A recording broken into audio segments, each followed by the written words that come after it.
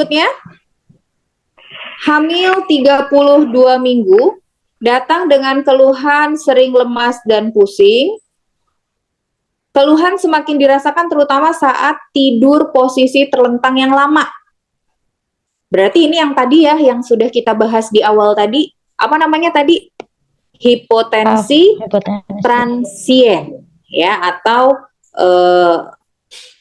pusing akibat posisi yang tiba-tiba berubah dari berbaring ke berdiri.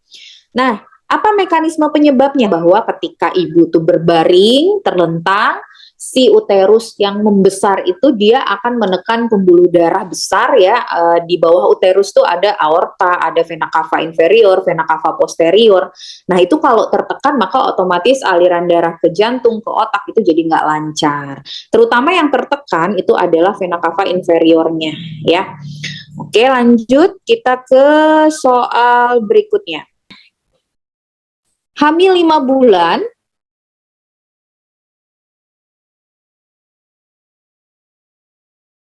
kenapa abdomennya teraba massa berbentuk bulat? Apa itu yang dirasakan oleh bidan? Balot teman, betul. Jadi balot teman itu adalah rasa gitu ya, kalau kita palpasi rasanya seperti melenting gitu, atau ada juga yang bilang rasanya itu seperti kita memasukkan balon ke dalam air gitu ya, dia akan mendal atau melenting. Nah, balot teman ini merupakan salah satu tanda pasti, tidak pasti, atau mungkin hamil. Mungkin ya.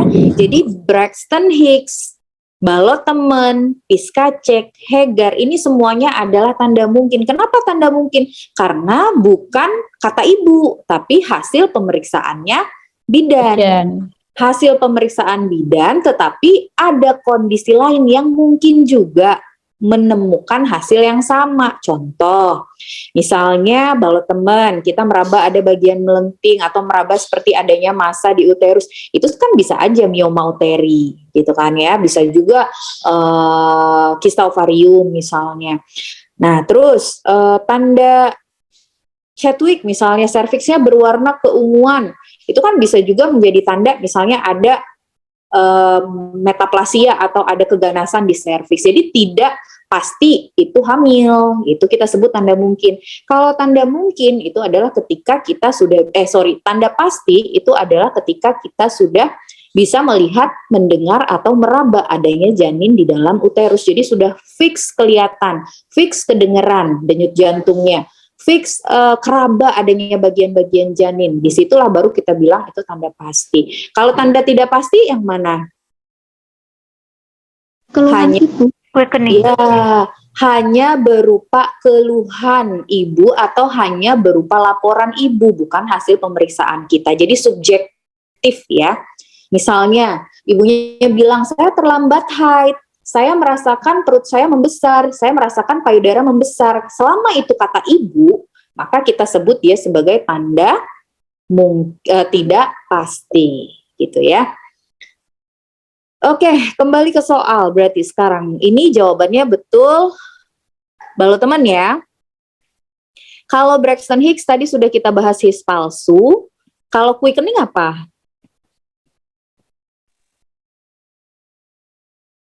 Ya, atau gerakan janin pertama kali dirasakan oleh ibu. Kalau tanda Piszczek yang mana? Tanda Piszczek itu adalah ketika kita merasakan pembesaran uterusnya tidak merata, lebih besar pada daerah implantasi. Kalau tanda Hegar? Tanda Hegar itu adalah ketika segmen atas ya, jadi korpus uteri dengan segmen bawah atau isthmus itu teraba seolah-olah terpisah. Gitu ya, karena si daerah isthmusnya itu melembek atau melunak. Oke, lanjut kita ke soal berikutnya. Oh iya, ada satu lagi, tanda Chadwick. Tanda Chadwick apa?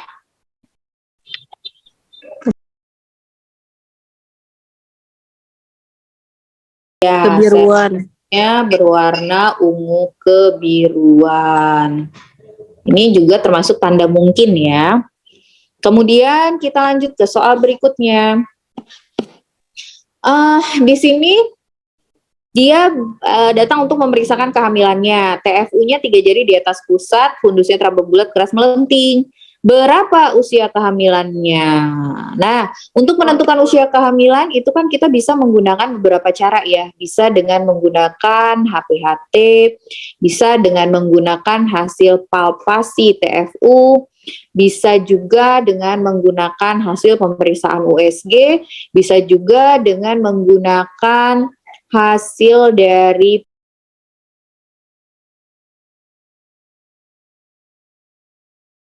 pengukuran TFU secara McDonald yang dengan Matlin. Kemudian bisa juga kita dengan menggunakan estimasi berdasarkan quickening atau berdasarkan kapan gerakan janin itu pertama kali dirasakan oleh ibu gitu kan ya. Nah sekarang ketika misalnya nanti teman-teman ada soal nih ditanya usia kehamilannya berapa, HPHT-nya diketahui, TFU-nya diketahui. Teman-teman mau pakai yang mana untuk menentukan usia kehamilan? HPHT atau hasil palpasi TFU? HPHT. Kalau ada HPHT dan hasil pemeriksaan USG, teman-teman mau pakai yang mana? USG. Ya, jadi secara berurutan keakuratan penentuan usia kehamilan itu adalah yang pertama USG. Tapi USG-nya itu adalah USG yang di trimester 1. Ya, kalau USG-nya dilakukan pertama kalinya di trimester 2 atau 3 itu menjadi tidak akurat lagi. Yang paling akurat adalah jika dilakukan USG-nya di trimester 1. Kemudian yang kedua adalah HPHT. Setelah HPHT baru TFU, baru yang lain-lain. Karena itu nanti kalau teman-teman ketemu ada USG, ada HPHT, berarti kita pakai USG. Kalau ada HPHT dan palpasi TFU, berarti kita pakai HPHT. Gitu ya. Jadi jangan cari yang gampang aja gitu ya. Karena kan kita kadang-kadang buru-buru ngerjain soal, udah cari yang gampang aja lah pakai palpasi, padahal ada HPHT itu jangan. Kita pakai HPHT. Oke, kembali ke soal sekarang. Sekarang di sini katanya nggak ada nih pakai TFU ya. TFU-nya 3 jari di atas pusat, maka usia kehamilannya 28 berapa? minggu. Oke, kalau 24 minggu di mana? Tertinggi pusat. Di pusat. 16 minggu di mana? 3 jari di atas simfisis. Di antara simfisis pusat. Di antara simfisis pusat. Kalau 3 jari di atas simfisis itu 12 ya. 32 minggu di mana? Pertengahan pusat PX. Ya, pertengahan pusat PX. 20 minggu di mana? 3 jari bawah pusat. 3 jari bawah Ya. Kalau saya biar nggak ngapalin, saya biasanya patokannya tuh pas umbilikus 24. Jadi kalau dia 3 jari di bawah umbilikus itu kita kurang aja 4. 24 kurang 4 jadinya 20. Ini 3 jari. Terus habis 3 jari itu pasti pertengahan. Kalau pertengahan berarti 20 aja, kita kurangin 4 lagi berarti 16. Jadi kita nggak usah ngapalin, ini aja kita bisa menentukan ya. Seandainya nanti teman-teman suka lupa. Oke, kita ke soal berikutnya. Apakah tanda udah kita bahas nih? Tanda pasti hamil tuh tadi definisinya apa? Kita bisa melihat dengan USG, mendengar dengan DJJ, meraba dengan palpasi abdomen, adanya janin di dalam uterus. Maka jawaban yang tepat untuk soal ini yang mana? Dodol ya, DJJ. Loh Kak, kenapa nggak gerakan janin? Kita lihat di sini. Yang merasakan gerakan janinnya siapa? Ibu. Kalau ibu yang merasakan gerakan janin namanya tanda pasti atau subjektif? Tanda tidak pasti. Tidak pasti ya, karena ini hanya kata ibu, kan hasil pemeriksaan betul.